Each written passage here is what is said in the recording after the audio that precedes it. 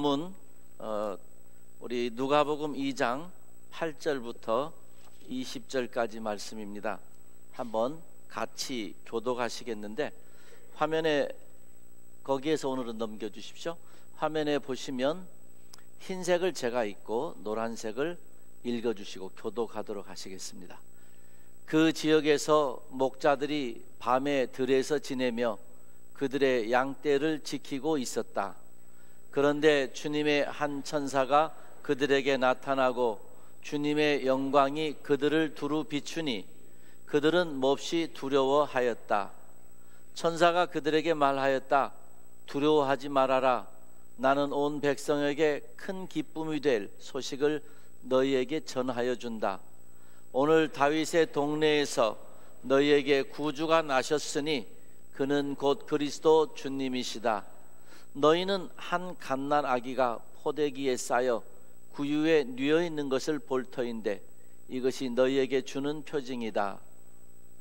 갑자기 그 천사와 더불어 많은 하늘 군대가 나타나서 하나님을 찬양하며 말하였다. 더없이 높은 곳에서는 하나님께 영광이요 땅에서는 주님께서 좋아하시는 사람들에게 평화로다. 천사들이 목자들에게서 떠나 하늘로 올라간 뒤에 목자들이 서로 말하였다. 베들레헴으로 가서 주님께서 우리에게 알려주신 바 일어난 그 일을 봅시다. 그리고 그들은 급히 달려가서 마리아와 요셉과 구유에 누워있는 아기를 찾아냈다. 그들은 이것을 보고 나서 이 아기에 관하여 자기들이 들은 말을 사람들에게 알려주었다. 이것을 들은 사람들은 모두 목자들이 그들에게 전해준 말을 이상히 여겼다. 마리아는 이 모든 말을 고이 간직하고 마음속에 곰곰이 되새겼다. 목자들은 자기들이 듣고 본 모든 일이 자기들에게 일러주신 그대로임을 알고 돌아가면서 하나님께 영광을 돌리며 그를 찬미하였다. 아멘. 오늘은 성탄 주일입니다. 그리고 며칠 지난 수요일이면은 성탄절 크리스마스입니다. 저는 어릴 때부터 교회에서 살았습니다. 그래서 교회가 좋았고 또 교회 절기 중에 크리스마스가 참 좋았습니다. 크리스마스가 좋았던 이유 중에 하나는 예수님 생일이어서도 좋았지만 그냥 크리스마스라는 분위기가 참 좋았습니다. 시골 교회 별거 볼 것 없는 시골 동네에 크리스마스가 되면 제가 있던 교회가 자란 교회가 좀 높았습니다. 첨탑도 높고 지붕도 높은데 그 높은 데서부터 빨강색, 파랑색, 초록색 주로 그 색깔이었던 것 같아요. 전구따마 반짝반짝거리지도 않아요. 그냥 켜있는 전구따마 그냥 저 위에서부터 치렁치렁 들여서 온 교회 지붕을 다 덮어가지고 어떻게 그렇게 했는지 모르겠어요. 그러면은 교회가 화려하게 보이고 뭔가 잔치집 같은 그런 분위기가 되어서 참 좋았습니다. 한 두어 달 동안 추수감사주일 전부터도 준비를 했었으니까 한 두어 달 동안 교회가 좀 떠들썩거렸습니다. 밤마다 모여서 각 부서들이 연습도 하고 이런저런 그래서 참 좋았습니다. 저도 어릴 때부터 그런 순서에 참여했는데 어린 시절에는 주로 아기 예수 역할을 많이 했고요. 이제 나이가 좀 들어가면서는 칸타타 준비하는 거 얼마나 재밌었는지 몰라요. 매일 밤에 모여서 난로 피워놓고 톱밥 난로 이런 거죠. 그런 거 피워놓고 그냥 찬양 연습하는데 집에 가기가 싫어서 밤이 되어도 그냥 더 있고 싶고 그랬습니다. 그러다가 이제 크리스마스 이브라고 하는 24일이 되면 교회 마룻바닥이었는데 학생들이고 어른들이고 아이들이고 이렇게 같이 모여서 공식적으로 밤을 새면서 놀 수 있는 날이었습니다. 그러다가 자정이 넘어가면 저희 시골 교회에서는 한 1시쯤 되면 떡국을 뜨겁게 끓여서 주셨습니다. 그럼 그 떡국을 먹고 2시쯤 돼서 이제 새벽송을 나갔습니다. 그래서 피곤하지만 그렇게 기분 좋게 또 돌아와서 성탄절 예배를 드리고 그랬습니다. 저는 이런 기억들이 참 좋습니다. 이런 것들이 사라지지 않았으면 좋겠어요. 지금은 도시화되고 또 미국에서 또 한국도 바쁘고 이러다 보니까 성탄절에 그런 모습들은 많이 없어지는 것 같은데 좀 있었으면 좋겠습니다. 없어지지 않고. 그런데 나중에 어른이 되어서 생각해 보니까 이런 것들이 교회에 마음 주고 교회를 잘 다니게 하는 데에는 도움이 되었습니다. 함께 잘 모이고 함께 만나서 남학생 여학생 만나서 선물 교환도 하고 찬양 연습하느라고 귤 까먹어 가면서 지내고 그러다 보니까 교회를 자주 오니까 교회 정이 들고 그래서 교회 잘 다니게 하는 역할은 충분히 했습니다. 그런데 나중에 곰곰이 생각해 보니까 그런 역할은 충분히 했는데 물론 설교도 들었고 또 연극 속에서도 분명한 메시지가 있고 그러지만은 이상하게 크리스마스 속에서 크리스마스의 본질이 뭔지 이것들은 좀 직접적으로 증거되고 전달하는 데는 좀 약했던 것 같습니다. 아니면 어쩌면 그것도 했는데 크리스마스의 그 분위기가 너무나 커서 영향력이 커서 그냥 크리스마스의 한 문화로 자리 잡았던 그렇지 않았나 하는 생각을 해봅니다.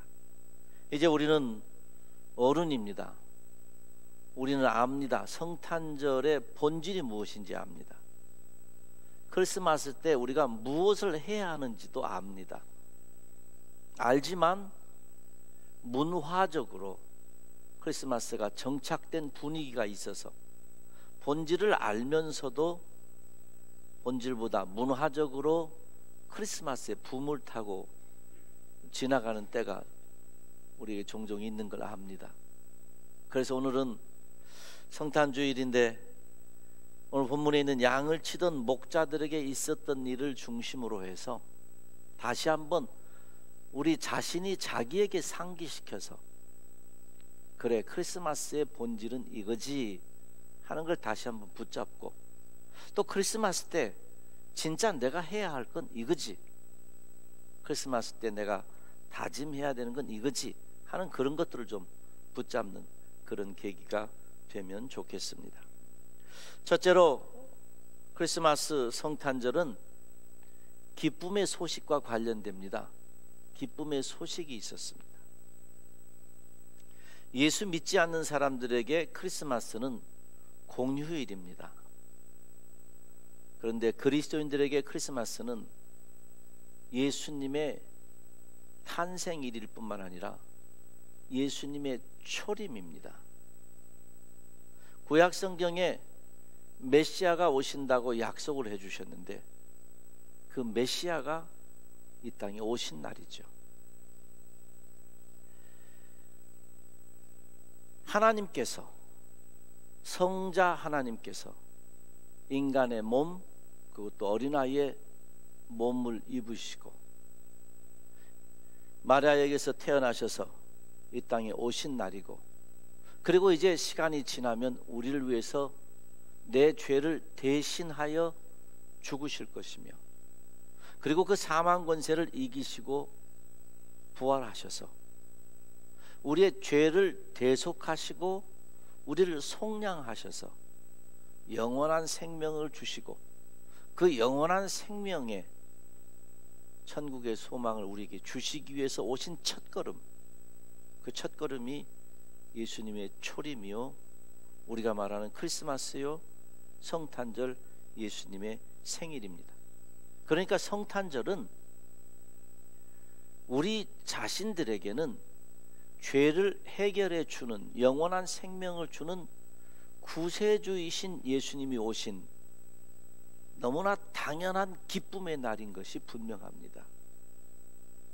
빚을 져보지 않으신 분들은 누가 빚을 갚아준다 할 때 그 빚 갚아준다는 말이 얼마나 큰 은혜인지를 잘 모릅니다. 그런데 빚을 져봤고 그 빚을 해결할 수 없는 그런 상황에 있어 보신 분들은 누군가 누구에게 다만 얼마더라도 빚을 갚아준다는 말이 얼마나 귀하고 좋은 것인지 참 기쁜 것인지 압니다. 내가 죄인이라는 생각을 하지 못하면 크리스마스가 우리에게 의미가 약해집니다. 허물과 죄로 죽었던 우리를 살리셨다 그랬는데, 내가 죄인이었다는, 죄인이라는, 그래서 죄인된 나를 위해서 구세주이신 예수님이 이 땅에 오셨다는, 그러니 내 죄 문제가 해결되는, 내 죄 문제를 해결하시기 위해서 오신, 그러니 이 성탄절 크리스마스는 무엇을 하고 안 하고를 떠나서 내 죄 문제를 위해서 누군가 내 삶에 개입하신 거거든요. 내 인생의 무거운 짐을 해결해 주시기 위해서 누군가 내 인생에 들어오신 겁니다. 그러니 당연히 기쁠 수밖에 없는 거죠. 성탄절 우리가 가장 많이 부르는 찬송가는 기쁘다 구주 오셨네 만백성 맞으라거든요. 기쁘다 구주 오셨다. 이 구주는 풀어서 말하면 구세주입니다. 성탄절이라는 말도, 여러분 이거 성탄절 좀 풀어서 우리가 뭐 이미 그렇게 정해져 버린 말이니까 쓰지긴 하지만은 사실은 구주 탄생입니다. 그냥 성탄이 아니고 구주 탄생이에요. 구세주이신 예수님이 탄생하신 날. 그래서 성탄절은 그 자체가 기쁨의 날인 거죠. 바로 이 날에 천사들이 목자들에게 나타나서 주신 기쁨의 메시지가 그겁니다. 오늘 다윗의 동네에 너희에게 구주가 나셨으니 그는 곧 그리스도 주님이시다. 다윗의 동네 베들레헴 이스라엘 이 땅에 구주가 나셨다는, 구세주가 나셨다는 거예요. 우리를 구원하실 목적으로 하나님 이 땅에 오셨는데 그는 곧 그리스도 주님이시다. 구약에서 그렇게 예언하시고 그렇게 선지자들과 그렇게 이스라엘 백성들이 기다렸던 메시아, 그 메시아 그리스도 그 주님, 내 인생의 주권을 가지신, 내 인생의 모든 것을 책임지시고 인도해 주실 그 주님이 태어나셨다 하고 선언해 주시는 것입니다. 그러니 기쁘다 구주 오셨네, 그 예수님이 오신 이 소식은 내가 억만 죄악 가운데 내 죄의 문제를 해결할 수 없었던 사람이라는 자각이 있는 분들이면, 내 죄의 무게가 얼마나 컸던 것인지를 자각하시는 분들이면, 요즘에 제가 기도할 때 공적인 기도든지 개인적인 기도든지 자주 표현되는 말이 부족하고 연약하고 죄악된 저를 하나님께서 아직도 목사로 사용해 주시니 감사합니다, 이런 표현을 하는데요. 부족하고 연약하고보다, 이 말을 할 때보다 죄악된 저를 목사로 붙잡아 주신다, 이 죄악된 이 말 단어에 제 기도가 꽂힐 때는 제 몸에 소름이 끼치듯이 속에서 혼자 대답합니다. 하나님, 정말입니다. 정말 제가 죄인입니다. 이런 고백이 거듭거듭 납니다. 나이가 들어갈수록 그 고백이 더 진해지는 것 같아요. 살아온 세월만큼 깨달아지는 것이 내가 행한 것은 죄밖에 없구나 하는 것을 더 깨달아지는 것 같아요. 그런 나를 위해서 예수님이 이 세상에 태어나셨다. 감사한 거죠. 언젠가 말씀드렸듯이 저는 아버지가 돌아가시면서 유산을 빚으로 남겨주셔서 빚이 무섭습니다. 부채가 무서워요. 그런데 누군가가, 제 젊을 때 저는 그 빚을 갚으면 살았는데 누군가가 만약에 제 빚을 갚아준다고 나오면 얼마나 기쁘겠어요. 그런데 그보다 엄청난 저의 죄의 문제를 해결하시기 위해서 예수님이 태어나셨다는 것은, 기쁘다 구주 오셨네 한마디로는 부족합니다. 성탄절에 우리가 해야 될 일은, 그래서 성탄의 본질이 구세주이신 예수님이 오신 거라면, 그리고 구세주이신 예수님이 오신 사건이 나에게 기쁨이 된다면, 그러면 우리가 성탄절에 해야 될 일은 명백합니다. 그 기쁜 소식을 나눠야 됩니다. 음식도 하면 나눠 먹는데 이 기쁨의 소식을 나만 가지고 있으면 안 되죠. 우리는 이렇게 예배 시간에 찬양하면서 기쁘다 구주 오셨네, 우리 기쁨을 선포합니다. 하나님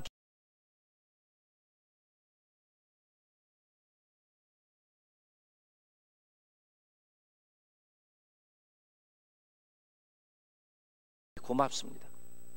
예배 시간에 우리는 표현합니다.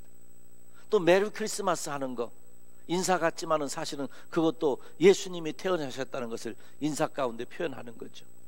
크리스마스 카드도 마찬가지고요. 또 직접적으로 누군가는 가족이나 이웃들에게, 예수 믿지 않는 분들에게 예수님에 대해서, 복음에 대해서 설명하시는 분도 계실 겁니다. 어떻게 하든지 우리는 이 기쁜 소식을 나눠야 됩니다. 성탄절에 빵도 나누고 떡도 나누고 감사도 나누고 다 중요합니다.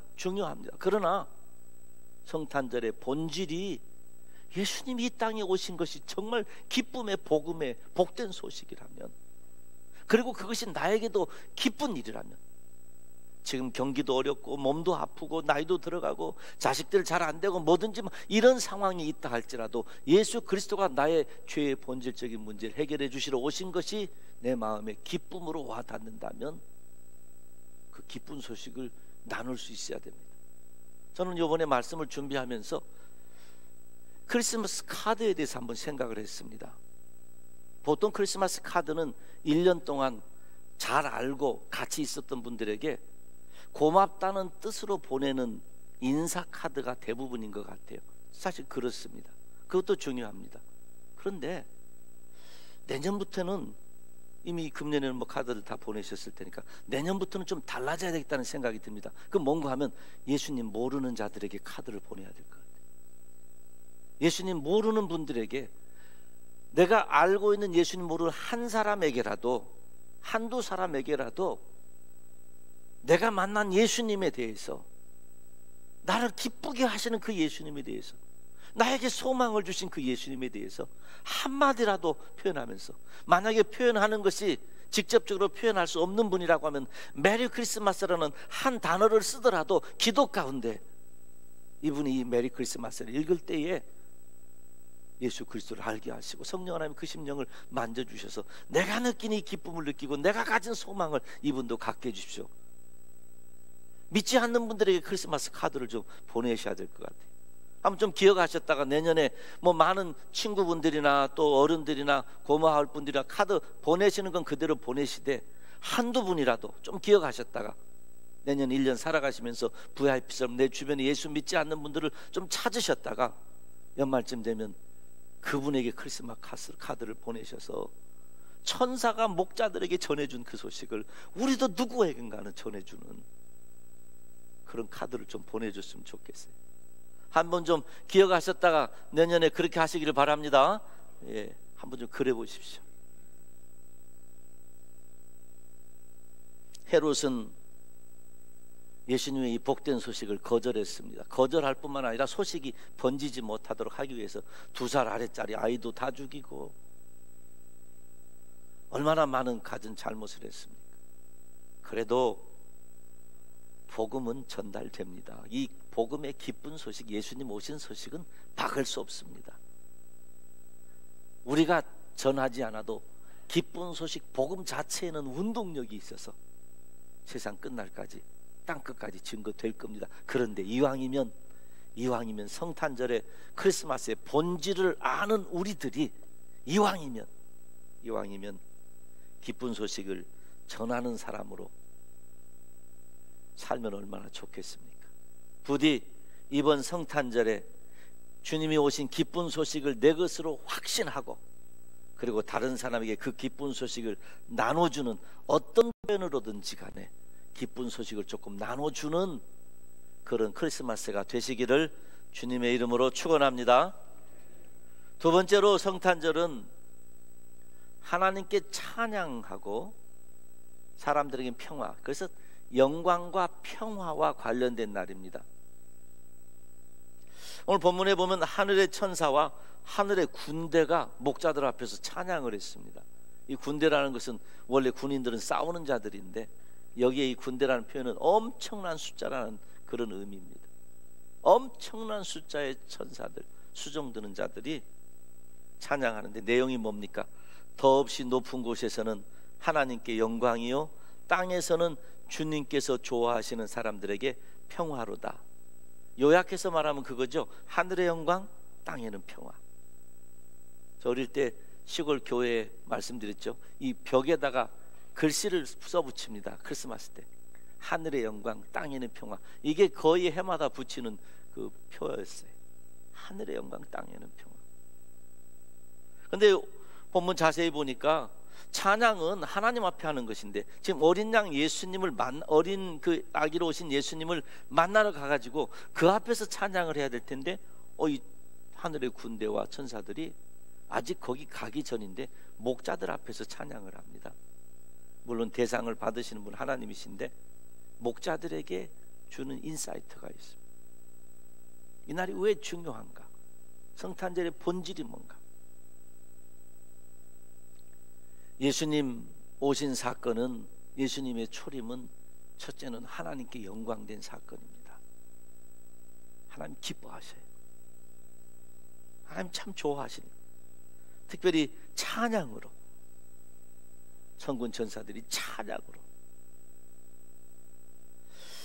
크리스마스 때마다 각 교회들이 칸타타를 하는데 이거 노래 실력 자랑 아닙니다.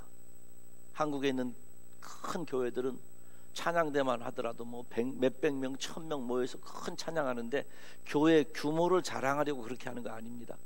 성탄절의 본질이에요. 하나님을 찬양해서 영광을 돌리고 싶어요. 하나님께 영광을 돌리고 싶어요. 할렐루야성을 부르면서 모두가 일어나서 하나님께 존귀와 영광이 세세토록 있더라. 가슴이 막 벅차오르죠.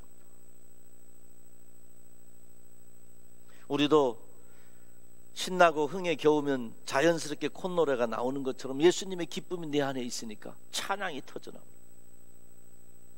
여러분, 성탄절에는 다른 때도 그러시지만 특별히 하나님께 영광 돌리는 큰 수단이 찬양입니다.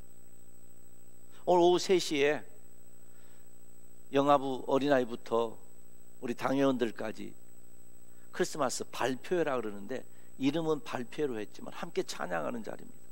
몸으로 찬양하고 소리로 찬양하고 함께 계시면 좋겠어요. 그 시간에 다른 데서 방황하지 마시고 하나님을 찬양하는 자리, 영광 돌린 자리. 우리 연세 드신 분들이 식사하고 좀 앉아 계시면 제 방에 오시면 제가 커피도 타드릴게요. 3시까지 좀 기다리셨다가 같이 좀 찬양에 참여하고 가시면 좋겠어요. 그런가 하면 성탄은 우리 마음의 화평을 다짐하고 실천하는 날입니다.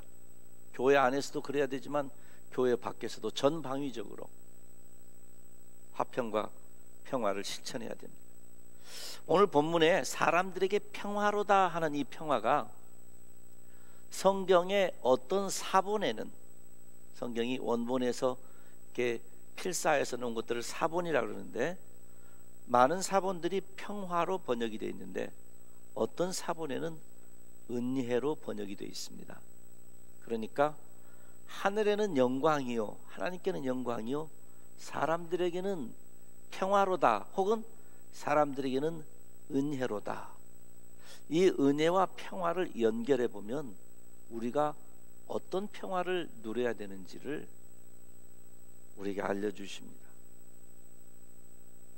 내가 만든 임시적인 평화가 아니고, 내가 만든 처세적인 화평이 아니고, 하나님의 은혜가 십자가에서 예수님이 죽어주심으로 하나님과 우리 사이에 화목해 된 것이 완전한 화목이듯이, 우리가 크리스마스에 노력해야 될 것은 하나님께는 영광이고, 그리고 사람들에게는 일시적인 화목이 아니라 견고한 화목, 견고한 화평을 누리기 위해서 노력하는 그런 날이 되어야 할 것입니다.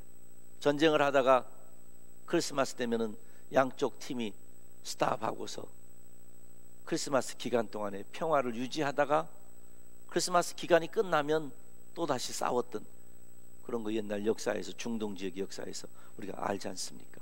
그런 거 말고요. 그런 거 말고 주님 때문에 하나님과 내 사이에 화목이 된 것처럼 내가 누구에겐가 그런 화목을 유지하기 위해서 하나님, 하늘에는 영광 받으십시오 찬양하고, 이 땅에는 다른 사람들과의 화평과 평화를 유지하고 실천하는, 크리스마스에 뭐 할 것인가? 바로 그것이 우리가 할 일이라는 거죠. 평화의 메시지가 아니고 메시지뿐만 아니라 평화의 관계가 나타나야 돼요. 그런데 그러려면 어린 아기 예수로 오셔서, 즉 자기를 비우고 어린아이 예수로 오신 그 예수님처럼 누군가는 먼저 자기를 비워야 이 화목이 이루어집니다. 장성한 예수님이 십자가에 자기를 희생시켜 죽으신 것처럼 누군가는 먼저 양보해야 이 화목이 이루어집니다. 하나님과 우리 사이를 영원토록 화목케 하신 예수님의 그 십자가의 보혈은 우리에게 힘이 되고 능력이 되고 권능이 되어서 우리도 또한 누구에겐가 그 영원한 화목과 같은 화목의 삶을 살도록 우리를 붙잡아 주실 것이라 믿습니다. 여러분, 금년에 우리가 인사말을 I grace you 그랬죠. 내가 당신에게 은혜를 베풀게. 그리고 이 은혜가 무엇인지는 연초에 설명을 했습니다. 여러 가지였죠. 아까 은혜라는 말, 이 평화라는 말이 어떤 사본의 은혜라고 번역됐다고 하면 우리가 또한 그런 인사도 가능합니다. I grace you처럼 I peace you, I peace you. 내가 당신과 화목할게. 내가 당신과 화평을 누리도록 할게. I peace you. 일부 시간에 이 말씀을 드리고 났더니 끝나고 나서 1.5세 되시는 분 중에 한 분이 이 피스 발음을 잘해야 된다고 알려주시더라고요. 아시는 분은 웃으시는데 잘못하면 또 욕처럼 되나 봐요. 그래서 그냥 우리끼리만 여기서 사용하고 밖에 나가서는 사용하지 마십시오. 그 피스를 조금 길게 하십시오. I peace you 그러십시다. 우리 옆에 계신 분에게 한번 인사하십시다. I peace you, I peace you, I peace you. 아니면 주님의 표현처럼 하면 peace unto you 그렇습니다.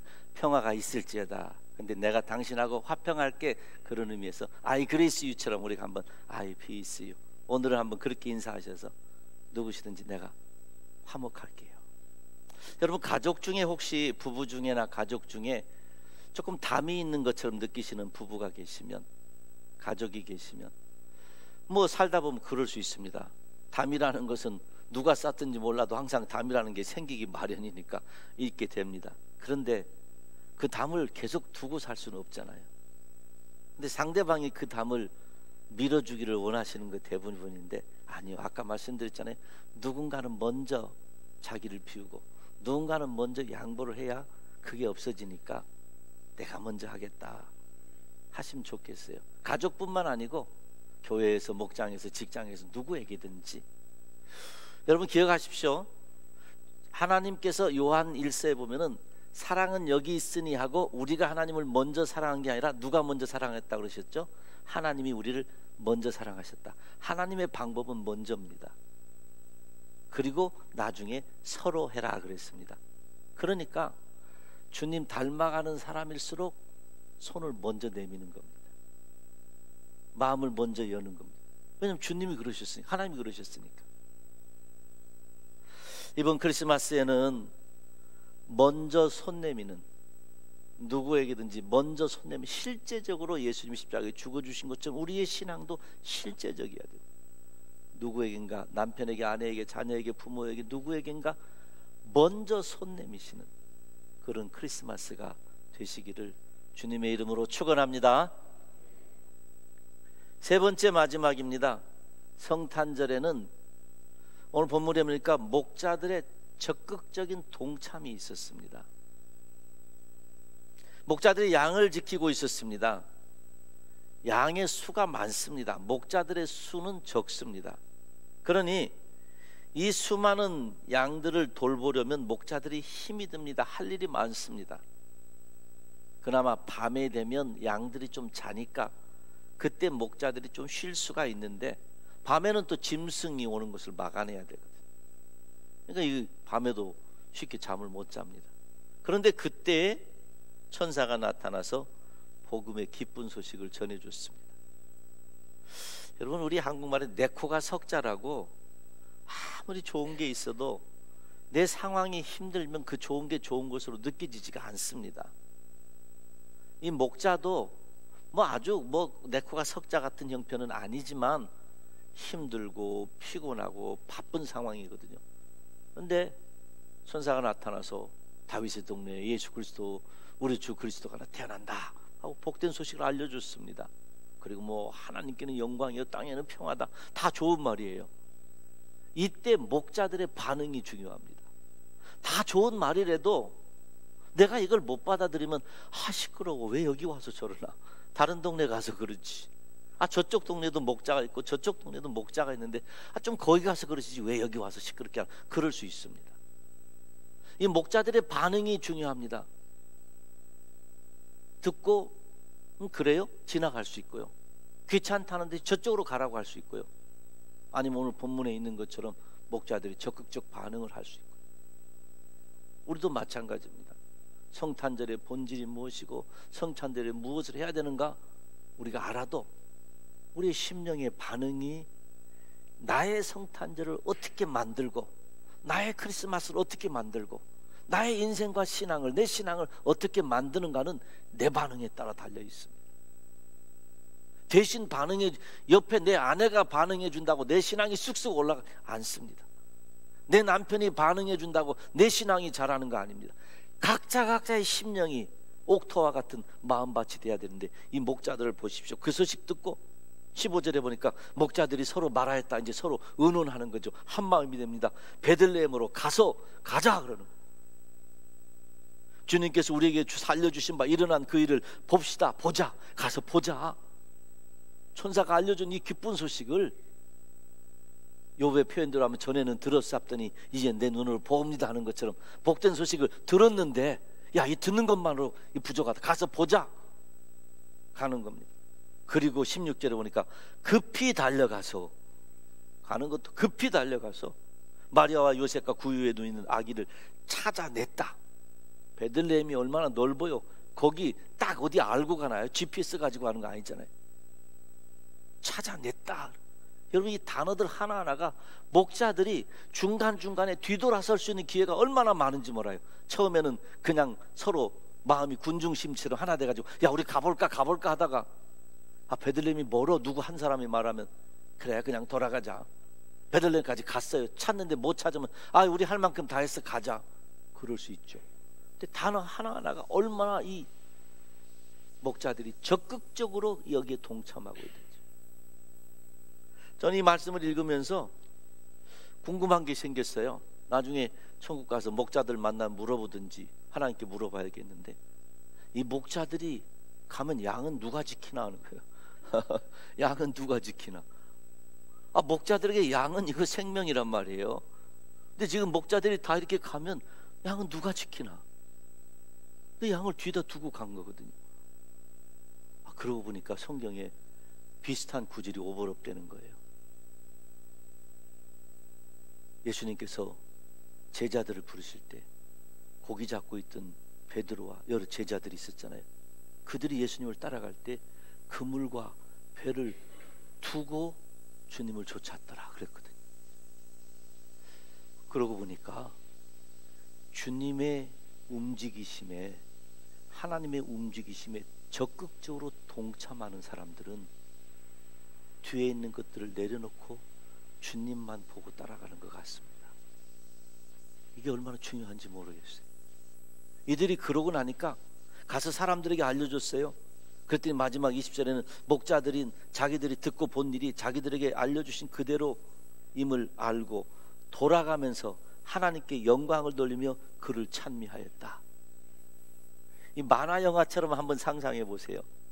지금 돌아가는 길에 피곤해, 지쳤어, 우리 양은 어떻게 됐을까 걱정하며 가는 게 아니라 그냥 어디 가서 이 열매를 따가지고 가는 어떤 그 미키마우스나 이런 만화 영화에 나오는 것처럼 막 기뻐가지고 가는 모습처럼 이들이 돌아가는데 기뻐하면서 하나님께 영광을 돌리고 찬미하며 기뻐하며 어쩔 줄 몰라 하면서 가는 거예요. 하나님의 움직이심에, 하나님의 일에 적극적으로 동참한 자에게 그리고 고비고비 뒤돌아설 기회가 많은데도 뒤돌아서지 않고 앞으로 나가서 그 하나님의 역사를 보는 자에게, 말씀대로 되어진 것을 보는 자에게 하나님이 주신 축복은 세상 어디에서도 얻을 수 없는 심령의 그 기쁨, 하나님의 영광과 찬미 돌며 기뻐하며 돌아가는 은혜를 우리 하나님이 주십니다. 우리 모두에게도 이런 은혜가 날마다 넘치시기를 주님의 이름으로 축원합니다. 삶이 힘들고 경제적으로 어렵고 나이 들어가면서 여러 가지 많은 어려움이 생기고 몸도 아프고, 요즘에 우리 교회 성도님들의 몸이 아픈 분들이 자꾸 늘어나서 걱정입니다. 뭐 조그맣게 작게 수술하신 분들도 계시고, 또 목사님 이런 일이 생겼어요, 이런 일이 생겼어요, 자꾸 늘어나서 한쪽에서는 치료가 되시는데 또 한쪽 늘어나서 기도 제목이 많아지고 걱정이에요. 그래도 우리의 몸이 아파도, 우리의 경제가 너무 형편없어서 힘들어도 탄식밖에, 남에게 말 못하고 집안일로 탄식밖에 할 수 없는 상황이 있다 해도, 그래도 누가 내 마음 알아주리요 하는 그런 상황이 되어도 기억하십시오.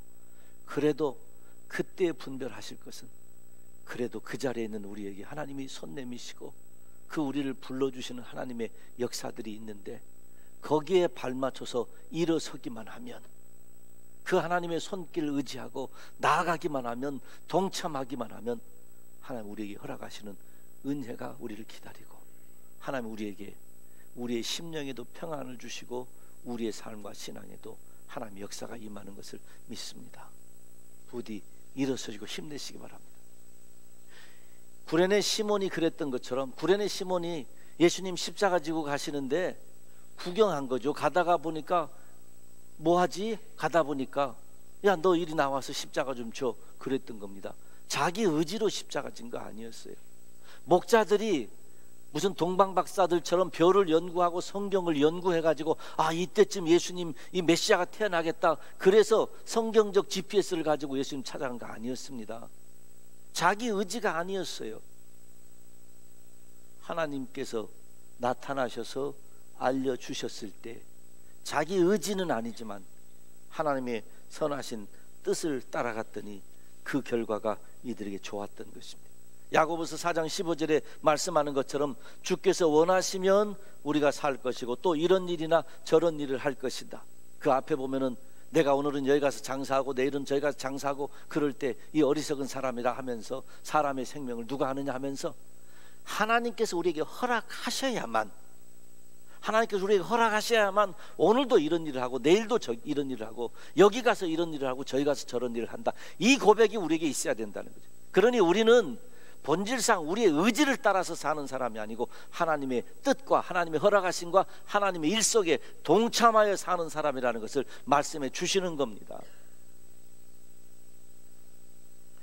미국에 오시는 것도 내 의지와 상관없이 오시고, 와서 교회 다니는 것도 내가 교회 다니려고 해서 다닌 게 아니라 그냥 내 의지와 상관없이 와서, 어떤 분은 교회 미국에 오자마자 그 첫 주부터 누구에게 끌려서 교회 오셨다 그러는데, 그런데 시간이 지나놓고 보면은 그때 내 의지대로 온 건 아니었는데 그때 하나님의 선하신 뜻대로 내가 교회에 온 것을 나중에 알잖아요.